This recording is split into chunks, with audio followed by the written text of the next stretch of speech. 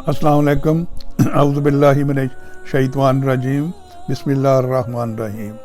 नमाज हमारे लिए ऐसे ही ज़रूरी है जैसे हर इंसान को सांस लेना। अल्लाह ताला हमें सजदों की नेमत से आशना करे। और ये कुरान पाक उर्दू में पेश कर रहा हूँ, इसको सुना करें। इसमें अभी इस सूरत में पैगंबरों के किस्से हैं, ये बड़े गौर तलब हैं। तो अब अभी हज़रत सालेह की कौम का ज़िक्र चल रहा है, तो मैं उससे आगे अब शुरू करता हूँ, क्योंकि 155 नंबर आयत पर मैंने ख़त्म किया था। अब 156 से शुरू करूँगा। और इसको बुरी नीयत से हाथ भी ना लगाना, वरना एक ज़बरदस्त दिन का अजाब तुम्हें आ पकड़ेगा। 157 और 158 जी। फिर हुआ ये कि उन्होंने उसी ऊँटनी की कांचें काट डाली और आखिरकार पशेमान हुए। चुनाचे अजाब ने उन्हें आ पकड़ा। यकीनन इस सारे वाक़या में इबरत का बड़ा सामान है, फिर भी इनमें से अक्सर लोग ईमान नहीं लाते। तो तफसीर है 158 की। ये अजाब एक खौफनाक चंगाड़ की शक्ल में आया जिससे उनके कलेजे फट कर रह गए। तो आयत नंबर 159, और यकीन रखो कि तुम्हारा परवरदिगार साहब इक़्तिदार भी है, बड़ा मेहरबान भी है। आगे इसके हज़रत लूत की कौम का जिक्र शुरू हो जाता है। वो तो आयत नंबर 160 और 61। लोग हज़रत लूत की कौम ने पैगंबरों को जुटलाया, जबकि उनके भाई लूत ने उनसे कहा कि अल्लाह से डरते रहो। आयत नंबर 162 और 63। यकीन जानो कि मैं तुम्हारे लिए एक अमानतदार पैगंबर हूँ, लिहाजा तुम अल्लाह से डरो और मेरी बात मानो। आयत नंबर 164। और मैं तुमसे इस काम पर किसी किस्म की कोई उजरत नहीं मांगता, मेरा अजर तो सिर्फ उस ज़ात ने अपने ज़ुम्मे ले रखा है जो सारी दुनिया जहान की परवरिश करती है। आयत नंबर 165।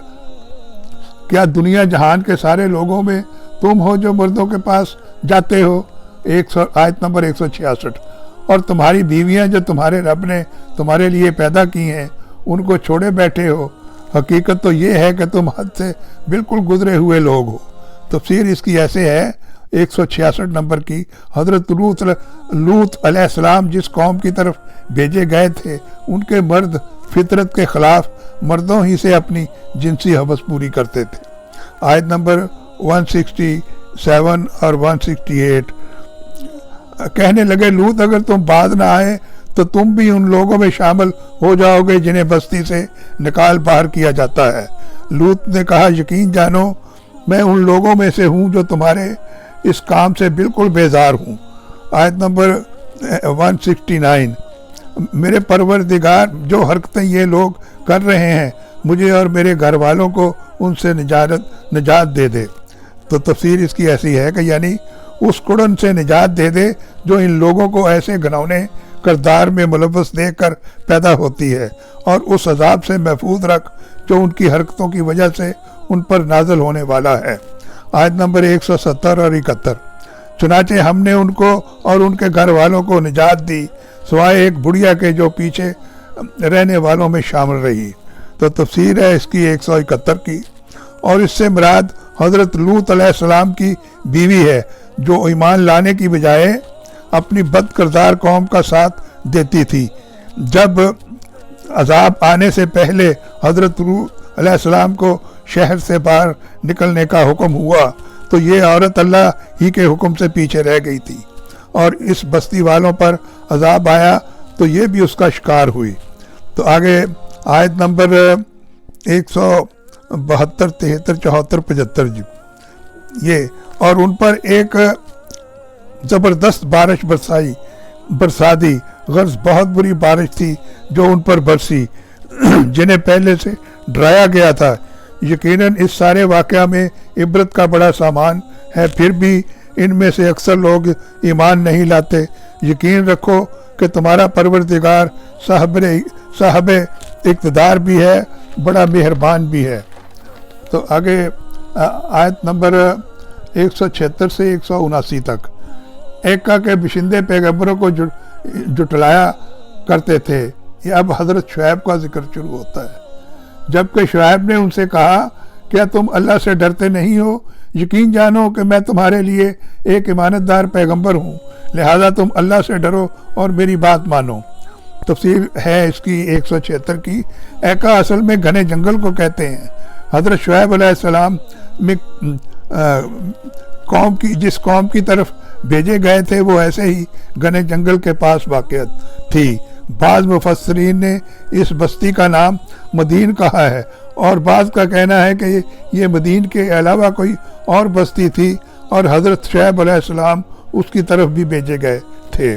آیت نمبر 180۔ اور میں تم سے اس کام پر کسی قسم کی کوئی اجرت نہیں مانگتا، میرا اجر تو صرف اس ذات سے نے اپنے ذمے لے رکھا ہے جو سارے دنیا جہان کی پرورش کرتی ہے۔ آیت نمبر 181 سے 183 تک۔ پورا ناپ دیا کرو، ان لوگوں میں سے نہ بنو جو دوسروں کو گھاٹے میں ڈالتے ہیں، اور سیدھی ترازو تولا کرو، اور لوگوں کو ان کی چیزیں گھٹا کر نہ دیا کرو، اور زمین میں فساد مچاتے مت پھرو۔ تو آگے تفسیر ہے 181 کی۔ کفر اور شر کے علاوہ ان لوگوں کی ایک خرابی یہ تھی کہ یہ تجارت میں ڈنڈی مارنے کے عادی تھے۔ یہ لوگ مسافروں کو بھی لوٹنے کے لیے ڈاکے ڈالتے تھے۔ تو آیت نمبر 184 اور 85۔ اور اس ذات سے ڈرو جس نے تمہیں پیدا کیا اور پچھلی خلقت کو بھی، کہنے لگے تم پر کسی نے بڑا بھاری جادو کر دیا ہے۔ آیت نمبر 186 اور 187۔ تمہاری حقیقت اس کے سوا کچھ بھی نہیں کہ تم ہم جیسے ہی انسان ہو، اور ہم تمہیں پورے یقین کے ساتھ جھوٹا سمجھتے ہیں، لہذا اگر تم سچے ہو تو ہم پر آسمان سے کوئی ٹکڑا گرا دو۔ معاف کرنا۔ آیت نمبر 188۔ شعیب نے کہا میرا پروردگار خوب جانتا ہے کہ تم کیا کر رہے ہو۔ تو تفسیر اس کی ایسے ہے آیت نمبر 188 کی، یعنی کس وقت کون سا عذاب نازل کیا جائے گا یہ فیصلہ اللہ تعالیٰ کے ہاتھ میں ہے، وہ جب چاہے گا جس قسم کا عذاب نازل ہوگا نازل فرما دے گا، کیونکہ وہ تمہارے سب کاموں سے پوری طرح باخبر ہے۔ آیت نمبر 199۔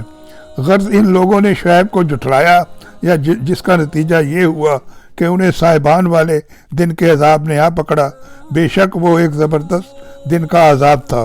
تفسیر اس کی ایسے ہے کہ کئی دن تک سخت گرمی پڑنے کے بعد ایک بادل ان کی بستی کے قریب آیا، جس کے نتیجہ میں بظاہر ٹھنڈی ہوا چل رہی تھی۔